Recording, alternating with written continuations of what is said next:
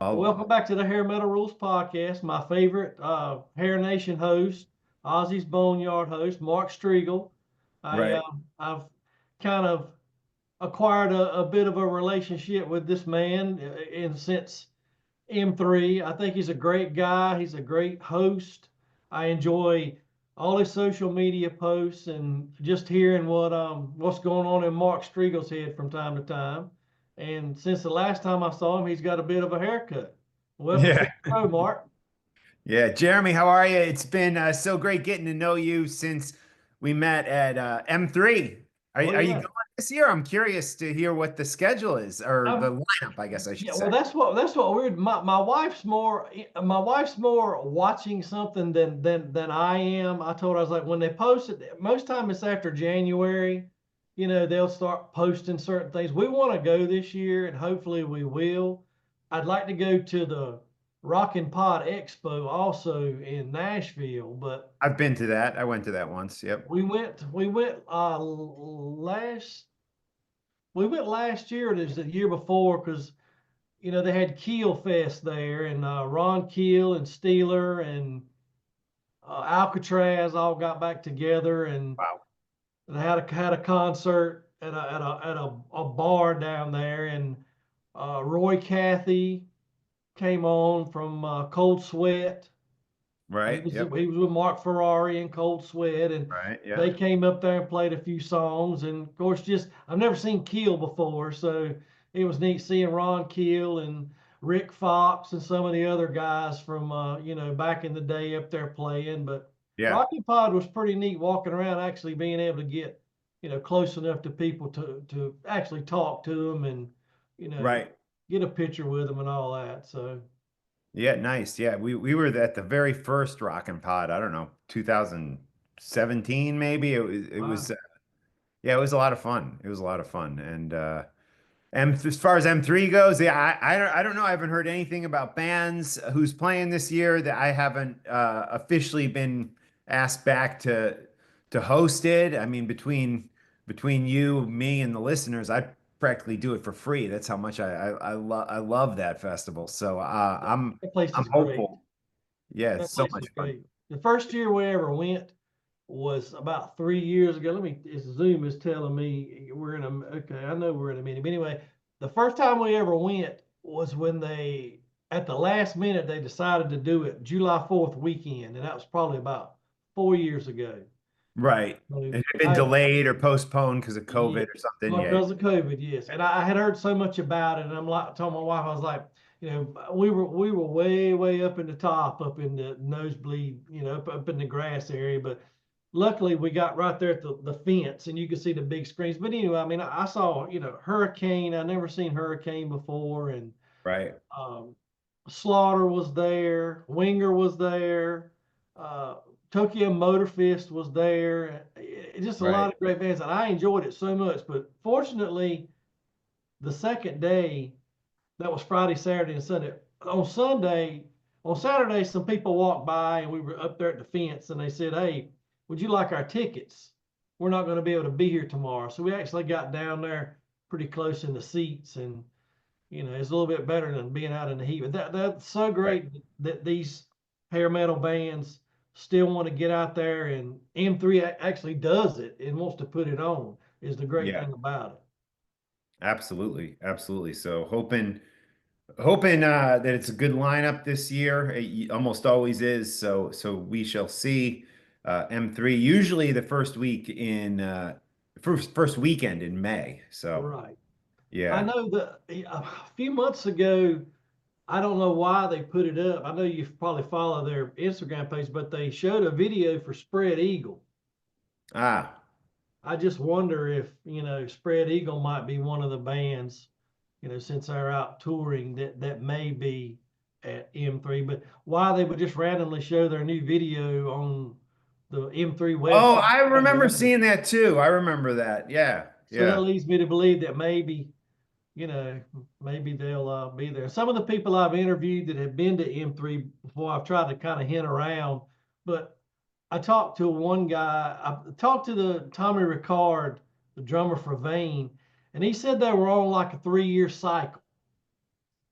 every 3 years they would be asked back. Okay. Certain bands, some bands were every 1 year, some bands were every 2 years, depending on how big you were, back in the day as to Yeah. how often you get asked back. So, but Okay. Makes sense. Makes isn't sense.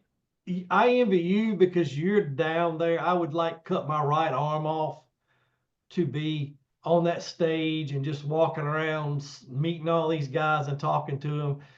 That I Yeah. envy you. I envy you for that. And the other concerts you go to. Recently, you went and saw Iron Maiden. I mean, I had to been. I haven't seen them in 20 years, long Yeah. time ago.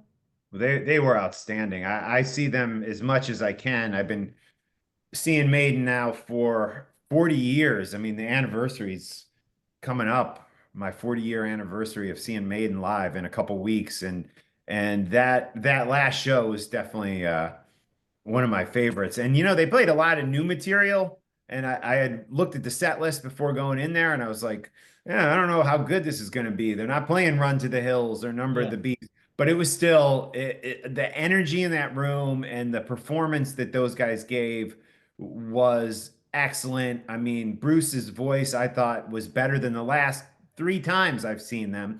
And Nico McBrain, who suffered a stroke, right, it really wasn't that noticeable. I mean, maybe he simplified some of the beats slightly, but it didn't matter. He right. was he was just he was just so great up on stage, and it just wouldn't have felt right without him there. So I was so happy to see all those guys just delivering 100%, and the place was like beyond sold out. I mean, it was crazy, and they had just the week before played like 20 miles away in New York State, Brooklyn, New York. So the fact that which was also sold out. So I mean the demand for this band that's been around what like 45 years at this True. point is uh really strong. It's crazy. It's crazy.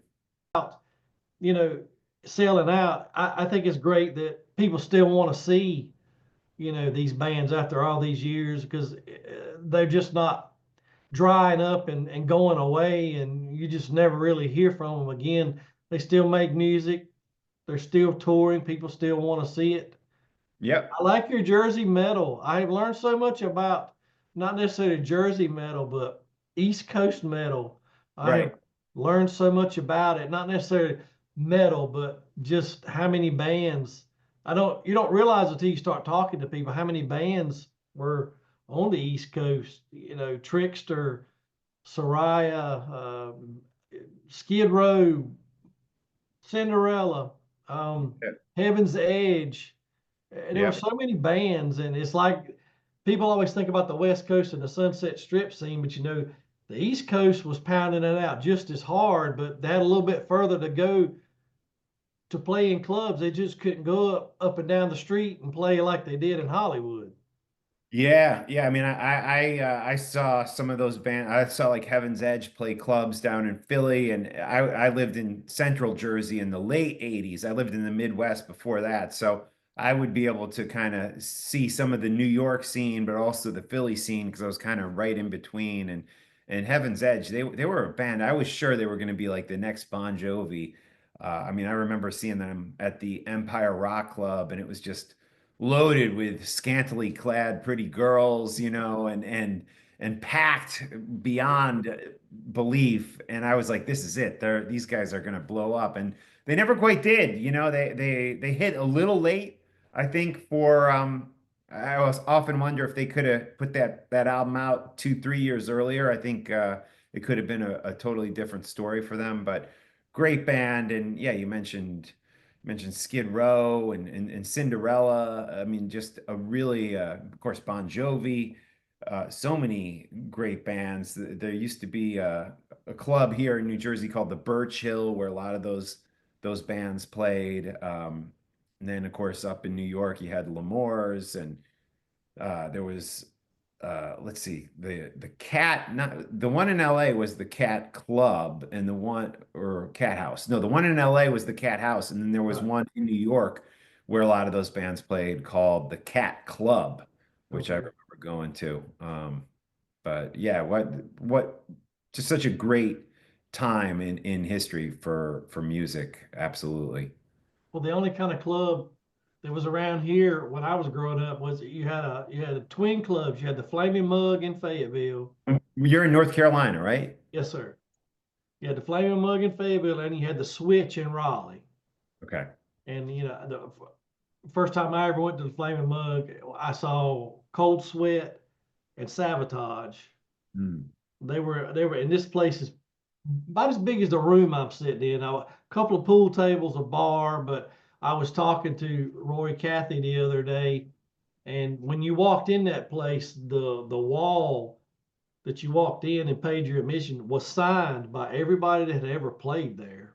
Wow. And now it's a country and western club, and I guarantee you, whoever bought it painted over that. Yeah. I Some mean, these, painted yeah, over history, huh? yeah. I mean, Doc and Rat, Warrant, all these guys played at these little places, but I think it's great. I didn't get to experience that much because I had some strict parents, and Right. we didn't. You went to a concert every now and then, you got to go to the Flaming Mug every now and then, but you had to be home by a certain time. But anyway, I think it's great all the clubs you got to go to and see these bands. It it would be nice to go back in time and be able to see them all over again, but we lived Yeah. through we live through what we have now, and the ones that still want to come out and play. It might not be the whole band. It might be only two people from the original band, Right. but they're still willing to go out and play, and they're playing what people want to hear. And I would trade jobs with you in a hot minute to my dream. I got satellite radio when it first came out, Right. and it was you put it in your car, and you run this wire antenna, and you put a disc on top of your roof. I had that too. Yeah. And I paid a lifetime subscription to it when it first came out. You could do it for like $99 for a lifetime subscription, and I Really? just bought it for Hair Nation. I'm like, I'm gonna hear, I don't have to put the tape in it, but I envy you for being able to, you know, talk about what you love, and get paid to do what you love, and plus you get to go to Ozzy's Boneyard. That's a whole nother heavier genre of the Yeah. music, and, Yeah, well, Hair Nation right now. I'm down to one shift, unfortunately, on Hair Nation. I wish there could be more, but just the way the schedule worked out, and they have to kind of shuffle things around. So I keep asking them for more Hair Nation, and I'm hopeful that happens for me at some time because I love that stuff. But the two stations that I'm on primarily are Ozzy's Boneyard, which is hard and heavy classic rock. So you'll get a little bit of Skid Row there, Motley Crue, but you'll also get 70s rock like Thin Lizzy and Led Zeppelin, and then the classic heavy metal bands from Black Sabbath to Iron Maiden to Metallica. So that's a place I feel really comfortable because I love just about everything we feature on that channel. And then they let me do some cool interviews with people like recently Zach Wild and yeah. Michael Shanker I spoke with not too long ago. Who else? There was somebody really big is slipping my mind that I spoke with recently. But you can find all those interviews available on the SiriusXM app anytime you want by searching Ozzy's Boneyard interviews. And the other station I wanted to mention that I am on is Turbo, which I'm on weekday mornings on that. That's channel 41, and that leans more 90s and the first decade of the 2000s with those hard rock and alternative metal bands, if you will, new metal. Yeah, Well, so I think it's cool. great job. Yesterday, I count my blessings every day that I was able to get in there. I had a whole other career before this, so this is definitely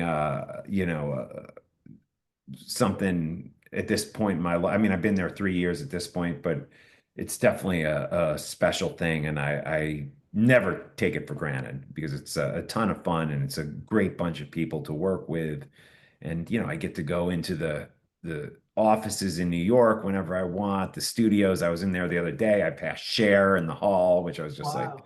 you know, you, That's you see, great. and I see people like that all the time. The same day I saw Cher in the hall at SiriusXM. Like an hour later, I'm walking in the hall, same place. Richard Gere is standing there, which, it's just like these Wow. are iconic people that you and Yeah, I, whether we were big fans or not, we sure. grew up with Cher's Right. Yeah, music on exactly. the radio, seeing her on TV, on the battleship dancing around, or Richard Yes, Gere most. in Pretty Woman. Yeah. So it's a fun place to work on so many different levels.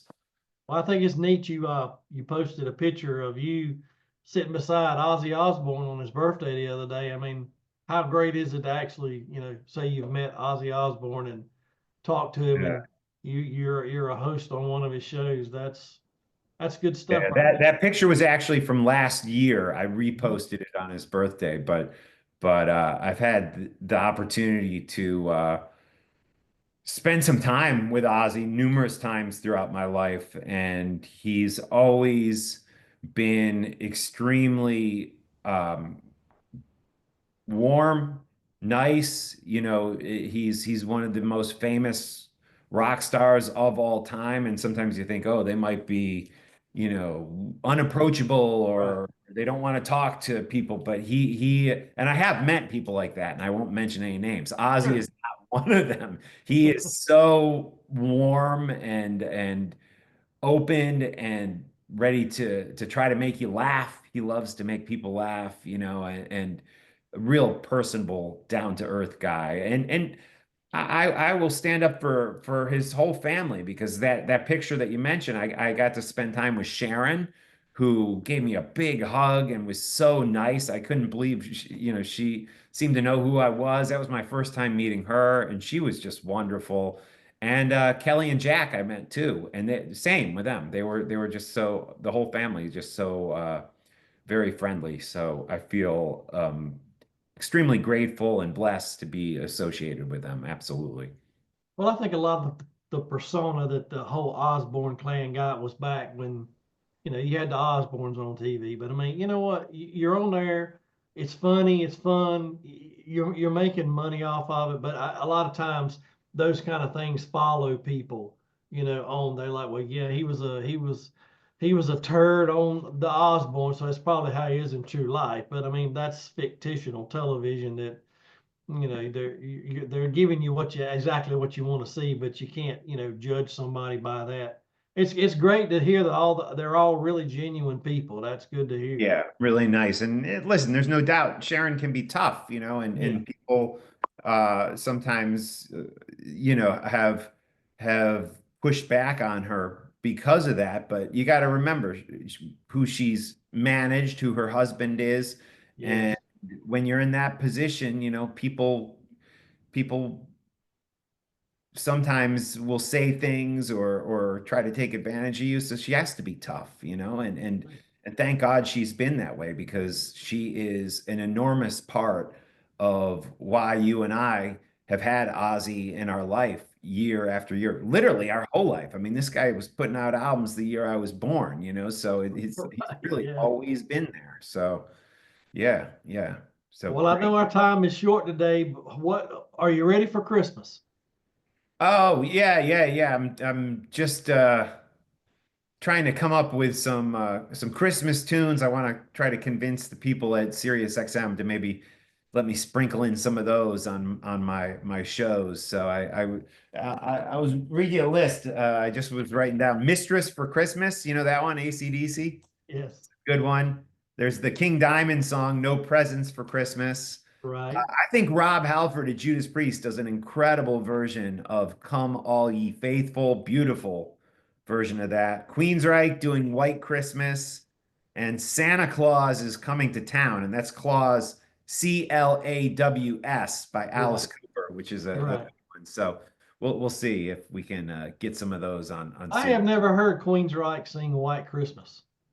Yeah, I don't think it's super um readily available. There's an Ozzy one too. He does he does, which is super rare. He does Winter Wonderland with Jessica Simpson on her Christmas album. which Wow. I believe is not I think it's pulled off the market, but you can Right. find a video of that online, which is pretty interesting. Yeah. Well, the day after Christmas, I had to pull everything out of the garage, and the missus decorated the house. So the house is decorated for Christmas, and she's happy. So Good. funny story. In the house we moved into, we took everything out, and my wife is one of these people that if you walk out the front door, when she walks back in, the storm door, she locks it. Okay.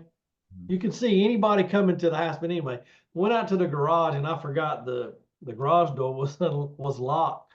So we go out there and try to pull some more boxes down, and we lock ourselves out of the house completely.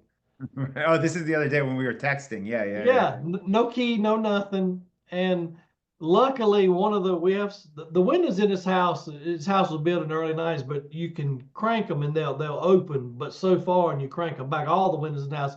But anyway, one of the windows in the kitchen just happened not to get locked. So I pushed on it, got my hand there and cranked it out. We barged through there and fit through there and got back in the house. But that's what I was doing the other day when you Right. were trying to get out with me. Right on. Well, all right, Jeremy. I do have to run Yes, and pick up sir. my son. Please text me, reach out anytime. I not only appreciate the support you personally give me online, but I appreciate your belief and support in this music that you and I both love. So don't stop doing what you're doing. You are an asset to the community. So God bless you and thank you for doing that. And just real quick plug, you mentioned Jersey Metal. This is a book. Oh, and Hair Nation, thank you for supporting SiriusXM. Yes, This is sir. a book that a couple friends of mine put out, Alan Tecchio and Frank White, two old school Jersey metal guys, and it just goes into the history that this music has had in this state, going way back to the like late 70s. Worth checking out if you're a history buff when it comes to hard rock and heavy metal music and hopefully soon to be a film. They're talking about doing a documentary on it. So Nice. that's Well, I'll that. check it out. Yeah. All right, sir. Thank you, sir. And I hope you and your family have a Merry Christmas. And I Thank you. appreciate you too. I'm glad to call you friend. And, keep doing what you're doing, Mark. We love you on Hair Nation. We want you more of you on Hair Nation. And hopefully that might change who knows what next year brings. Yeah, we'll see, man. Things are life's full of changes. So That's we'll right. see where things go. But I love hanging out with people like you on Hair Nation, knowing that you're listening is always awesome. So Well, so take there care, Saturday brother. morning is when I'm on Hair Nation now. Saturday mornings. All right. Okay. Well, take care, brother. Merry All Christmas right. to you. All right.